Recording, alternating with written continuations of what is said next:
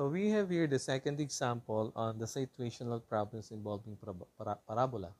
It says, the cable of a suspension bridge has supporting towers which are 70 feet high and 500 feet apart. If the lowest point of the cable is 20 feet above the floor of the bridge, find the length of the supporting rod 80 feet from the center of the span. Ano daw? Medyo mahirap yung problem, no? Magiging madali lang to if we have an illustration yung nung problem, okay? So, ano ba yung mga parts meron dito? Meron tayong suspension bridge, ano? Pag suspension bridge, may cable siya. Yung cable na yon naka-hook dun sa ating towers, ano? Tapos yung cable na yon, suspension cable na yon, may supporting rod. So, we have here an illustration para lalo natin maintindihan. So, meron tayong tower. Dito tinatransmit kasi nung ating cable yung bigat ng bridge. Okay? So, meron tayo ditong tower. Okay. So, we have here the tower. So, we have here another tower. Yan. Ito yung floor ng ating bridge. Ano, dito nadaan yung sasakyan. And then, meron tayong cable. Yun ang nagtatransmit ng load papunta dun sa ating tower. Ang height ng ating tower ay 70 feet. Pag sinabi kong load, hindi yun yung talk and text na load o kaya ay globe, smart na load. Yun ay yung bigat ng bridge. So, ang height ng towers ay 70 feet. Yung dalawang tower magkalayo 500 feet apart. Yan. And then, yung ating cable, so pag ganito, sana magtama sa gitna.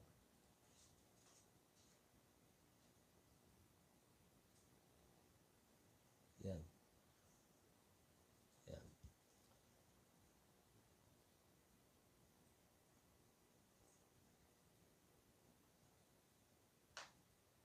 Yan.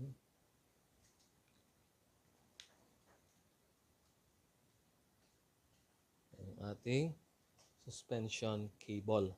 Okay? And then, dun daw sa lowest point of the cable, ito, meron ditong supporting rod, 20 feet above the floor of the bridge. So, simula dito, ito yung lowest point niya. Yung supporting rod dito is 20 feet above the floor ng ating bridge. So, ito yung ating floor ng bridge. Okay? Yan. Ang tanong sa atin, gaano daw kahaba yung supporting rod 80 feet from the center of the span? So, 80 feet from the center, let's say ito, ano daw yung height of the supporting rod? So, ito. Ano daw ang height niyan? So, itong tinatanong sa atin.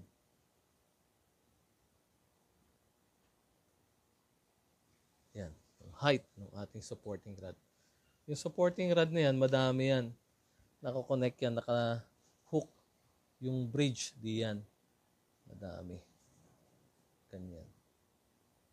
Kung napanood nyo yung pelikulang Final Destination 3 or 4, makikita nyo yung pagre-repair ng mga supporting rod na yan, yung suspension bridge, sa movie na yon. So, may mga nakatali, naka-hook ito dun sa ilalim ng bridge. And then, yung hinihila niya pataas, yung supporting rod, yung weight of the bridge, tinatransmit using the supporting rod papunta dun sa suspension cable, yung bigat ng bridge. Tapos, yung suspension cable, itong cable na to, tinatransmit naman yung bigat na dala ng supporting rod, ng mga supporting rods na yan, dahil sa load ng bridge, papunta naman dun sa tower. Okay? So, ang aalamin natin ay yung height ng supporting rod 80 feet from the center ng ating parabolic cable. Okay? Now, alamin natin yung mga coordinates nito. And then, mag-set tayo ng coordinates saan natin ilalagay. So, dito tayo maggawa ng coordinates dito. Dito.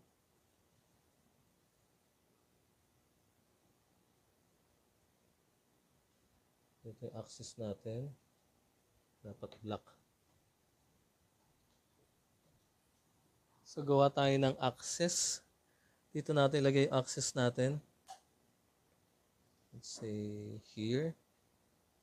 Okay.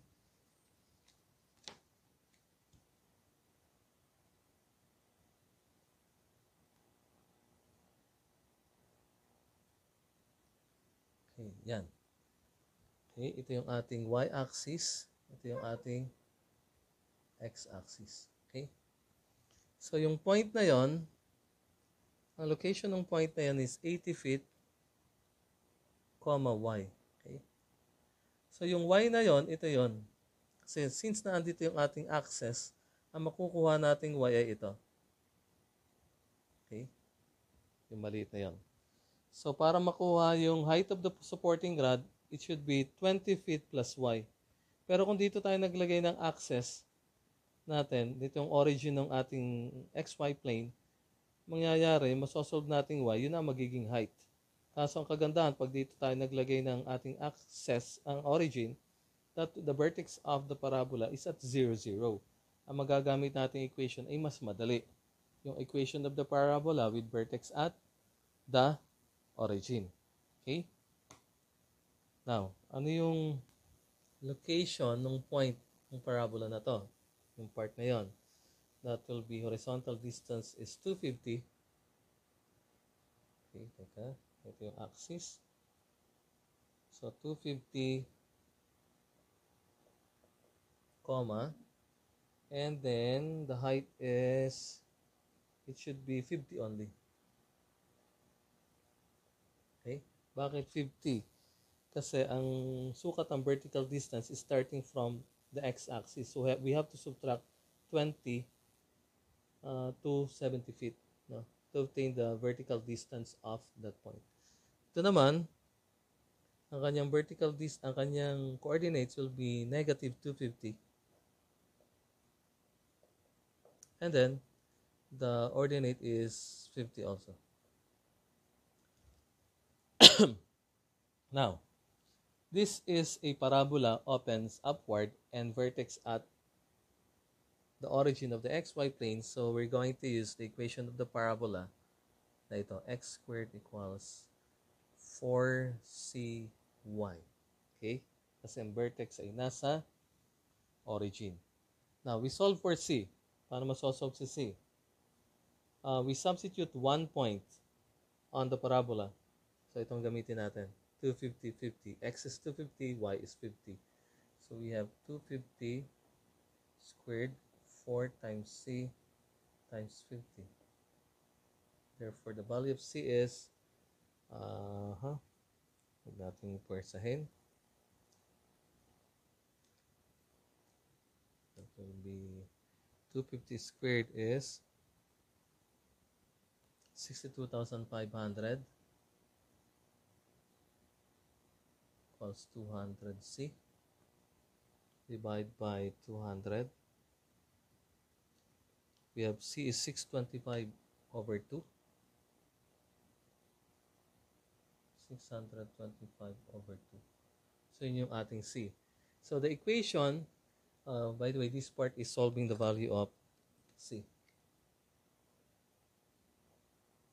Solving c using this point. Okay? The parabola.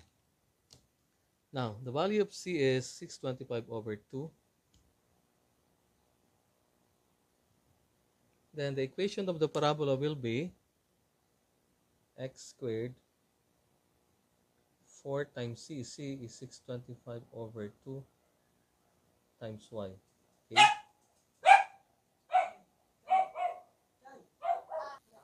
So we have x squared, 4 times quantity 625 over 2 times y, where 625 over 2 is the value of c. Then we cancel this. So we have 2 times 625 is 1,250. So the equation of this parabola is 1,250 y. Okay? So this equation is equation of a parabola. This is an equation of the parabola with vertex at the origin, opens upward, and then there are points on the parabola located at 250, 50. Okay?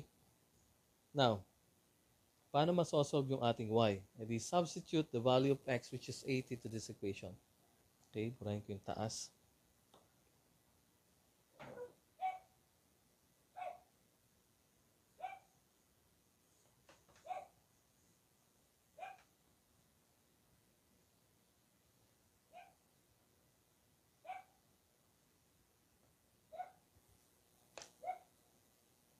Again, this is the equation of our parabola. And we are now ready in solving the value of y here. So solving for y, or solving y, when x equals 80 feet. Okay? So we have, using the equation, we have x squared 1,250y. X is 80, so 80 squared equals 1,250y. So that is 6,400. 1,250y. Then divide by 1,250.